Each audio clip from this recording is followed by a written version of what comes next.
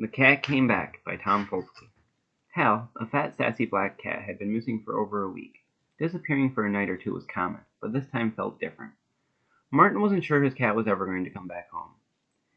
It was just after midnight when Martin went out for his last cigarette of the night before bed. He lit his cigarette, and there, in the corner of the yard, he saw Hal's almost imperceptible outline.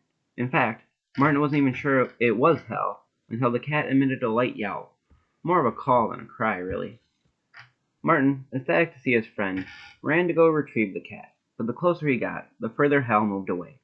It was like the cat was teasing him, like he wanted to play tag, and knew Martin wasn't as fast, but still wanted to keep the game going. "This isn't funny," Martin shouted.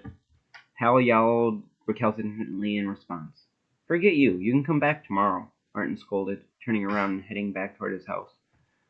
Hal walked right up behind him, until he was only a couple feet away, almost in grabbing distance, and meowed loudly. "Get over here," Martin shouted, twisting and lunging for the cat, but not ever coming even close to the feline. Hal ran a few feet ahead and stopped, glaring at Martin judgingly as he casually licked his paw. Martin stood up. Hal started walking again. "What the hell do you want?" Martin asked, getting severely frustrated. "Do you want me to follow you? Is Timmy stuck in a fucking well?" Hal just meowed loudly. "Okay, you win," Martin said, following Hal, who walked slowly, making sure Martin kept pace. The pair walked further away from Martin's house, down the street, to the small circle of light produced by a lone streetlight. Several times, Martin tried to turn back, but Hal played the games he played earlier, and when those failed, Hal yowled so loudly, infinitely more cacophonous in the dead air of night, that Martin swore all his neighbors' lights would turn on.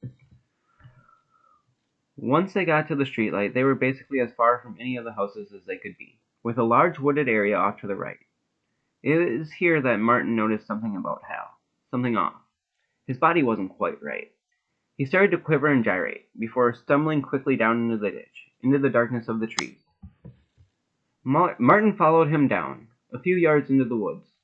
He could still see Hal, but now Hal didn't look quite like a cat anymore. It stood upright, with anthropomorphized arms and legs. Not only that, but his meows had somehow transitioned into laughter, right before Martin's very ears.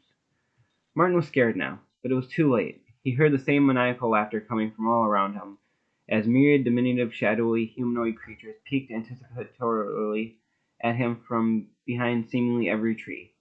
It wasn't Hal he had followed. Martin would never see Hal again.